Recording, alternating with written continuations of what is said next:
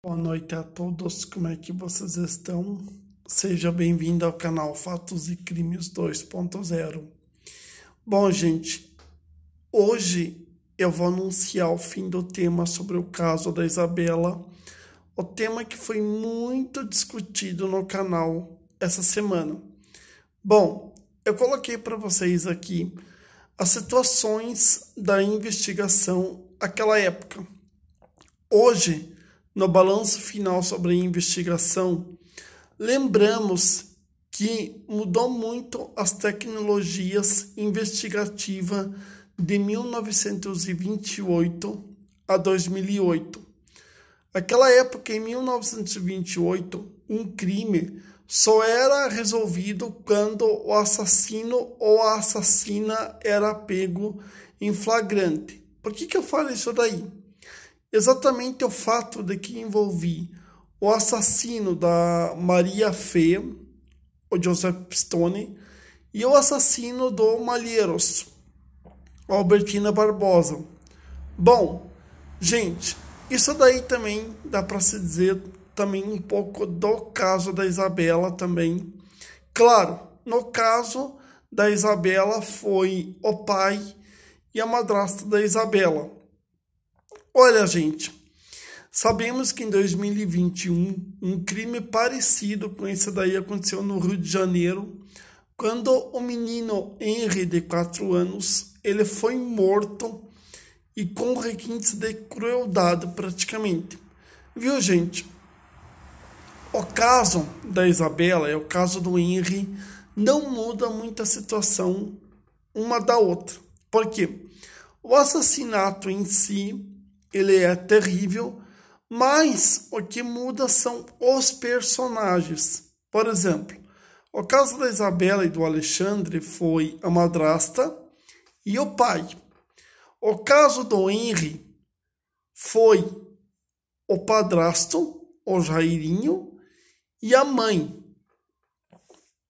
Naquela época, quando houve o caso da Isabela, muitas informações saíram durante o caso.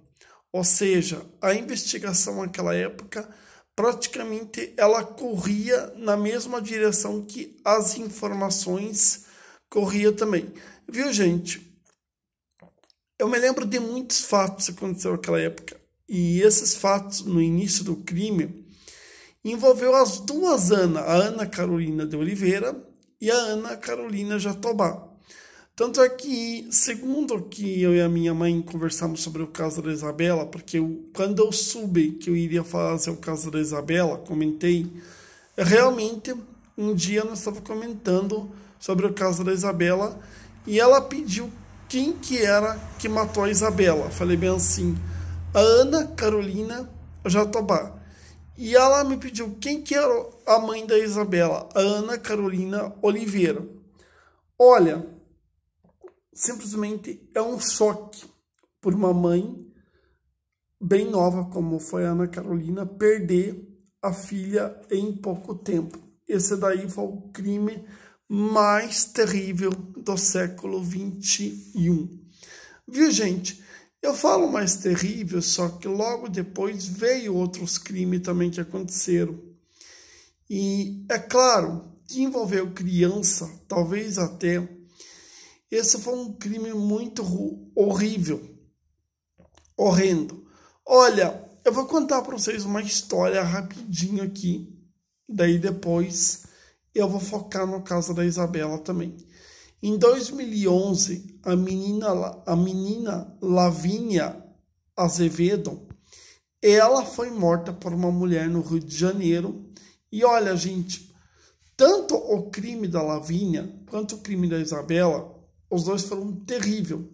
Mas o crime da Lavínia, a assassina chegou a ligar para o pai pedindo uma quantia em dinheiro. Olha, convenhamos, aquela época já tinha acontecido o caso da Isabela. Em 2011, fazia um ano do júri e da condenação do Alexandre e da Ana.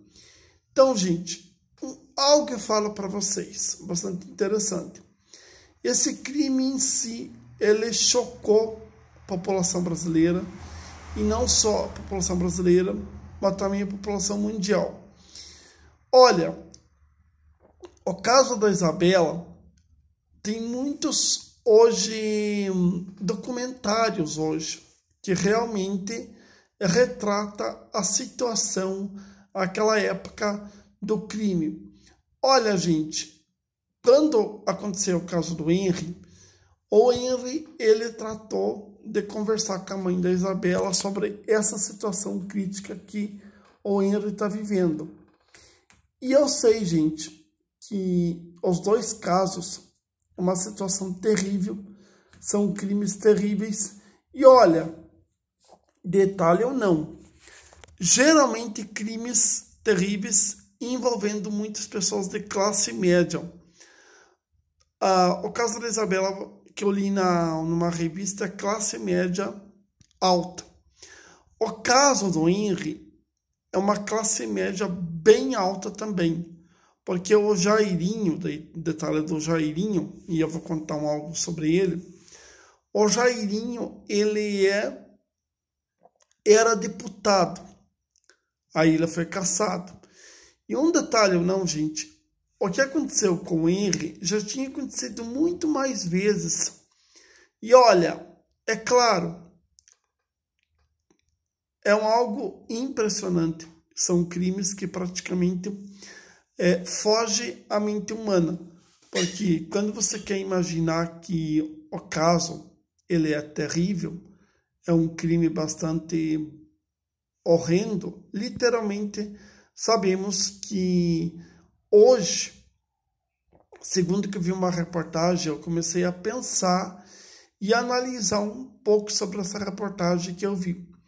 Segundo um psicólogo forense americano, diz que tem como medir a maldade de uma pessoa.